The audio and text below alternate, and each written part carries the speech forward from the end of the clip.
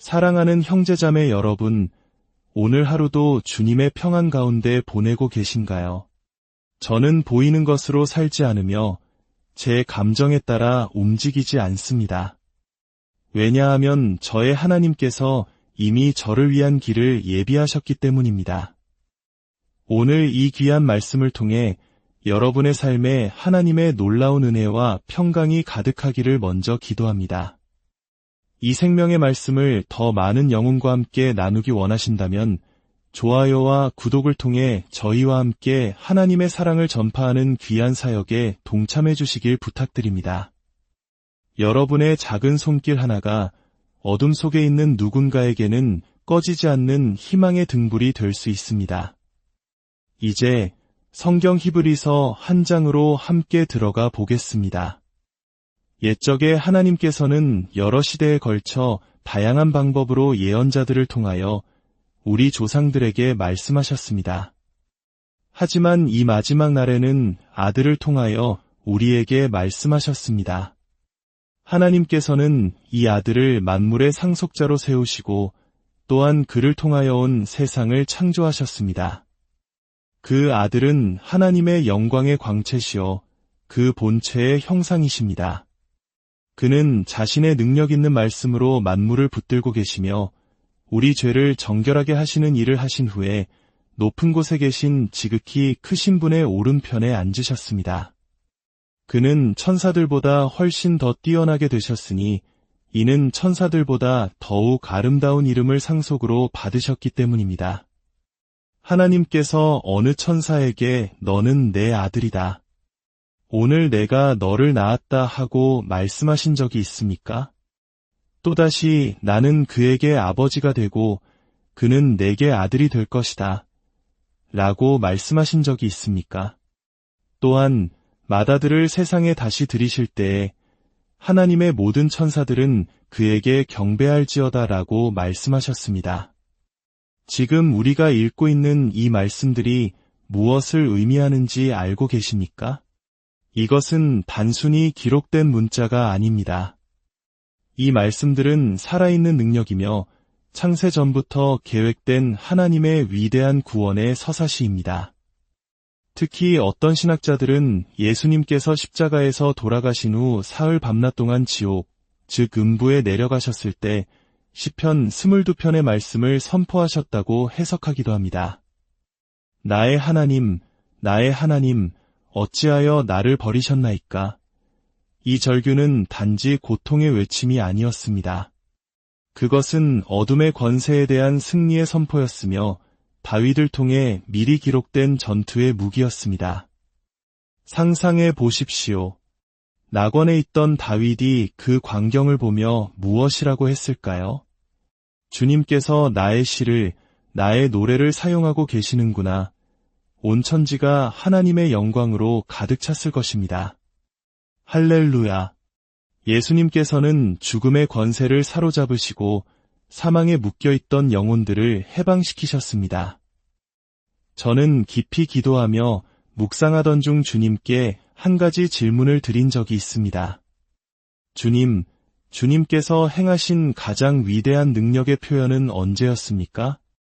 이 광대한 우주를 창조하셨을 때입니까? 주님께서는 아니라고 하셨습니다. 그것은 쉬운 일이었다. 우리는 흔히 하나님께서 엿새 동안 천지를 창조하시고 이레째에 쉬셨을 때 피곤해서가 아니라 일이 끝났기 때문이라고 생각합니다. 하지만 다시 생각해 보십시오. 빛이 있으라 말씀하셨을 때 그 말씀 한마디에 온 우주가 폭발적으로 생겨났습니다.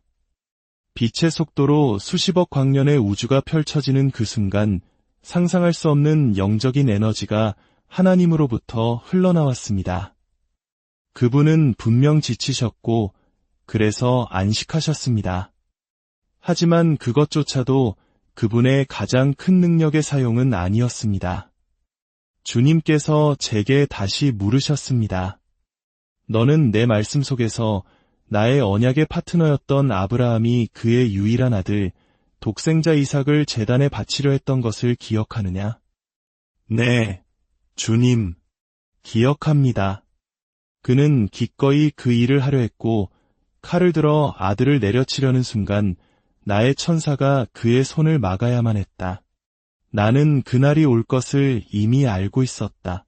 나의 언약의 동반자가 그의 가장 소중한 것을 기꺼이 내어놓으려 했다면 나 역시 그를 외면할 수 없었다. 나는 내 아들에게 무슨 일이 일어나야 하는지 정확히 알고 있었다. 주님은 계속 말씀하셨습니다. 그 이전까지는 아무도 죽음의 권세에서 스스로 빠져나온 자가 없었다. 그래서 나는 내 아들을 그 깊은 어둠에서 건져낼 계획을 세워야만 했다. 그를 다시 살려낼 권능의 말씀을 준비해야 했다. 그리고 주님은 말씀하셨습니다. 바로 여기 히브리서 한 장의 말씀들이 내가 지옥의 권세를 향해 내 아들을 놓아주라고 명하며 사용한 그 말이니라. 이 놀라운 배경을 마음에 품고 다시 한번 이 말씀을 읽어봅시다. 이 말씀들은 단순한 신학적 선언이 아니라 아들을 구출하기 위한 아버지 하나님의 강력한 법적 선포이자 영적 전쟁의 승전가였던 것입니다. 하나님께서는 예언자들을 통해 말씀하셨습니다. 카인이 아벨을 죽였을 때에는 아직 살인에 대한 율법이 없었습니다. 그래서 하나님은 예언자들을 통해 당신의 뜻과 법을 이 땅에 심기 시작하셨습니다. 한번 이 땅에 선포된 하나님의 말씀은 마귀가 결코 빼앗아갈 수 없었습니다. 하나님께서는 당신의 예언자들에게 올바른 때에 올바른 이유로 올바른 것을 말할 능력을 주셨습니다. 어린 소년 다윗을 보십시오. 그가 거인 골리앗 앞에 섰을 때 그는 골리앗의 거대한 몸집이나 날카로운 창을 보지 않았습니다. 그는 골리앗이 할례받지 않은 블레셋 사람이라는 사실, 즉 하나님과의 언약 밖에 있는 존재라는 것을 보았습니다. 그가 내가 사자와 곰에게 했던 것처럼 저 할례받지 않은 블레셋 사람에게도 똑같이 하리라 라고 선포했을 때 그 순간 이미 골리앗은 죽은 목숨이었습니다. 골리앗이 자기 신들의 이름으로 다윗을 저주하자 다윗은 담대히 외쳤습니다. 너는 칼과 창과 단창으로 내게 나아오거니와 나는 만군의 여호와의 이름 곧 내가 모욕하는 이스라엘 군대의 하나님의 이름으로 내게 나아가노라. 다윗은 그 선포 하나로 하나님의 천군 천사를 그 전쟁에 끌어들인 것입니다. 그가 던진 돌멩이는 마치 소총의 총알처럼 정확히 골리앗의 유일한 약점을 향해 날아갔습니다. 다윗은 왜 5개의 매끄러운 돌을 준비했을까요? 골리앗에게는 4명의 형제가 더 있었기 때문입니다. 그는 혼자서 그들 모두를 상대할 작정이었습니다. 이것이 바로 하나님의 마음에 합한 사람, 다윗의 믿음이었습니다. 그는 자신의 모든 것을 하나님의 언약 위에 걸었습니다. 그는 실수가 있었을 때 빨리 회개할 줄 아는 사람이었습니다. 다시 히브리서의 말씀으로 돌아가 봅시다. 너는 내 아들이라 오늘 내가 너를 낳았다. 이 말씀은 천사를 향한 것이 아니었습니다. 오직 아들, 예수 그리스도를 향한 하나님의 선포였습니다. 주의 보좌는 영원하며 주의 나라의 규는 공평한 규이니이다. 주께서 의를 사랑하시고 불법을 미워하셨으니 그러므로 하나님 곧 주의 하나님이 즐거움의 기름을 주께 부어 주를 동료들보다 뛰어나게 하셨나이다. 하늘과 땅은 옷처럼 낡아지고 사라질 것이나 오직 주님은 영원히 동일하시고 그의 연대는 다함이 없을 것입니다. 하나님께서는 어느 천사에게 내가 내 원수를 내 발등상이 되게 하기까지 너는 내 우편에 앉아있으라고 말씀하신 적이 있습니까? 천사들은 모두 구원받을 상속자들을 섬기라고 보내심을 받은 영들이 아닙니까? 그러므로 우리는 들은 것에 더욱 유념함으로 우리가 혹 흘러 떠내려가지 않도록 해야 합니다. 우리가 만일 이토록 큰 구원을 등한히 여기면 어찌 그 심판을 피할 수 있겠습니까? 예수님께서는 잠시 동안 천사들보다 못하게 되심을 입으셨습니다. 바로 죽음의 고난을 받으시기 위함이었습니다. 이는 하나님의 은혜로 말미암아 모든 사람을 위하여 죽음을 맛보려 하심이었습니다. 죽음을 맛본다는 것은 무슨 뜻일까요? 우리가 육체적으로 죽을 때 우리는 죽음을 맛볼 수 없습니다. 들을 수도, 냄새 맡을 수도 없습니다. 예수님께서는 우리를 대신하여 죽음의 모든 고통과 절망, 하나님과의 단절이라는 영적인 쓴맛을 친히 겪으셨습니다. 그 결과 이제 우리는 그 끔찍한 죽음의 맛을 결코 보지 않아도 됩니다. 왜냐하면 우리는 이미 그와 함께 하늘에 앉혀졌기 때문입니다. 할렐루야! 그는 죽음을 통하여 죽음의 세력을 잡은 자, 곧 마귀를 멸하시며 또 죽기를 무서워함으로 한평생 매여 종노릇하는 모든 자들을 놓아주려 하셨습니다. 우리가 비행기를 타는 것을 두려워하는 진짜 이유는 추락이 아니라 죽음에 대한 공포입니다. 죽음은 모든 두려움의 근원입니다. 그러나 예수님께서 그 공포의 사슬을 끊으셨습니다. 그러므로 우리는 죽을 만큼 힘들다 와 같은 원수의 언어를 우리의 삶을 표현하는 데 사용해서는 안 됩니다. 대신 살 만큼 기쁘다, 벅차오르는 생명을 느낀다고 말해야 합니다.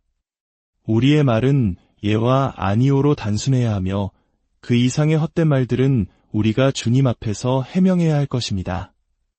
하나님의 말씀은 살아있고 활력이 있어 좌우에 날선 어떤 검보다도 예리하여 혼과 영과 및 관절과 골수를 찔러 쪼개기까지 하며 또 마음의 생각과 뜻을 판단합니다.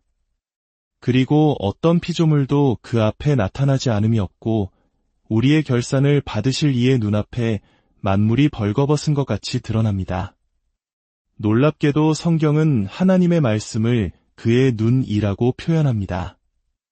기록된 하나님의 말씀이 바로 그분의 시선이라는 것입니다. 이는 하늘과 이 땅이 결코 분리될 수 없음을 다시 한번 증명합니다. 우리는 이 말씀을 통해 언제든지 담대하게 은혜의 보좌 앞에 나아갈 수 있습니다. 자비를 얻고 때를 따라 돕는 은혜를 얻기 위하여 말입니다. 많은 사람들이 성경의 표면만을 훑고 지나갑니다. 하지만 그 안에는 깊이 파고들어야만 발견할 수 있는 순금과 같은 진리들이 숨겨져 있습니다. 아담의 죄는 땅뿐만 아니라 하늘에까지 영향을 미쳐 하나님의 보좌와 예수님의 피를 제외한 모든 것을 더럽혔습니다. 그래서 부활하신 예수님께서 마리아에게 나를 만지지 말라. 내가 아직 아버지께로 올라가지 아니하였노라 라고 말씀하신 것입니다. 그분은 자신의 피를 가지고 하늘의 성소로 들어가 하늘에 있는 모든 예배의 기구들을 정결하게 하셔야만 했습니다. 이것이 예수님께서 마지막 유월절 만찬에서 행하신 일의 의미입니다. 떡을 떼시며 이는 너희를 위하여 주는 내 몸이라 하시고 포도주를 나누시며 이것은 새 언약의 피니라 라고 말씀하셨을 때 제자들은 그 깊은 의미를 알지 못했습니다. 그분은 십자가로 향하고 계셨던 것입니다. 겟세마네 동산에서의 기도를 기억하십니까? 아버지여, 이 잔을 내게서 옮기시옵소서. 그러나 나의 원대로 마옵시고 아버지의 원대로 되기를 원하나이다. 그날 밤 그 동산에는 엄청난 영적 전쟁이 있었습니다. 지옥의 모든 악한 영들과 하나님의 천군 천사가 그곳에 집결했습니다. 예수님께서는 12군단도 더 되는 천사를 불러 이 모든 것을 멈출 수 있었지만 그렇게 하지 않으셨습니다. 그럴 수 없으셨습니다. 우리를 향한 사랑 때문에, 아버지와의 언약 때문에 그분은 그 길을 가셔야만 했습니다. 이제 우리는 그 예수의 피를 힘입어 성소에 들어갈 담력을 얻었습니다. 그러므로 흔들리지 말고 믿음의 고백을 굳게 지킵시다. 약속하신 이는 믿으시기 때문입니다. 의인은 믿음으로 말미암아 살 것입니다. 그러나 뒤로 물러가면 내 마음이 그를 기뻐하지 아니하리라.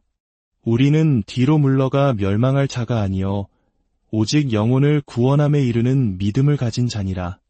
이제 믿음은 바라는 것들의 실상이요 보이지 않는 것들의 증거입니다. 확대 번역 성경에서는 믿음을 우리가 소망하는 것들에 대한 보증, 확증, 그리고 권리 증서라고 말합니다. 믿음은 보이지 않는 것들의 실제에 대한 확신이며 감각으로는 드러나지 않는 것을 실제 사실로 인식하는 것입니다. 그렇습니다. 여러분의 믿음은 바로 여러분이 받을 천국 기업의 권리 증서입니다. 여러분의 새로운 성전의 소유권 문서입니다. 할렐루야. 눈에 보이지 않는 것들을 소유하게 하는 법적 증서, 그것이 바로 믿음입니다.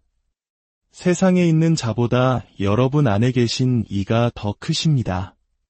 그 위대하신 분이 바로 지금 여러분 안에 계십니다. 그가 채찍에 맞음으로 너희는 나음을 받았나니 이 말씀은 암, 당뇨, 고혈압을 포함한 모든 질병에 대한 치유의 약속입니다. 치유와 구원은 결코 분리될 수 없습니다. 그것은 모두 십자가 위에서 함께 이루어졌습니다. 사랑하는 여러분, 이 진리의 말씀 위에 굳게 서십시오. 믿음은 막연한 기대가 아니라 이미 우리에게 주어진 승리의 권리 증서입니다. 이 권리를 사용하여 모든 질병과 두려움과 결핍을 이겨내십시오. 주님께서 여러분과 함께 하십니다. 여러분의 삶에 하나님의 넘치는 축복과 치유, 그리고 풍성함이 강물처럼 흐르기를 예수 그리스도의 이름으로